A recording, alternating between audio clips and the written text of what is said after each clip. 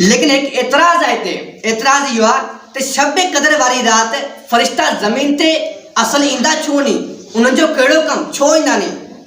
इते अक्सर मुफस्सिरीन इकराम फरमाइन था, एक मिसाल तव्हां खे ॾियां मां दुनिया जी, को सरकारी प्लाट हुजे, का विराट प्लाट हुजे, चवंदा आहिनि हिन प्लाट खे असां आबाद कंदासीं, स्कूल वग़ैरह या का शइ ठाहींदासीं जिथे इंसाननि खे नफ़ो मिले, पोइ उनजो मुशाहिदो करणु लाहींदा आहिनि वॾा वॾा ऑफिसर। त ॾिसूं असां इहा जेका ॻाल्हि आहे सची आहे, ज़मीन केतिरी आहे, कीअं, यानी पूरो माना जांच पड़ताल कंदा आहिनि, उनजो मुशाहिदो कंदा आहिनि। त फ़रिश्ता बि आसमान खां शबे क़दर वारी राति इंसाननि जी इबादत जो मुशाहिदो करणु लाहींदा आहिनि। लेकिन फ़रिश्ता जेके आहिनि, मां तव्हांखे पहिरियों बि अर्ज़ु कयो, अल्लाह ताला जी हुकुम खे अलावा न ईंदा आहिनि।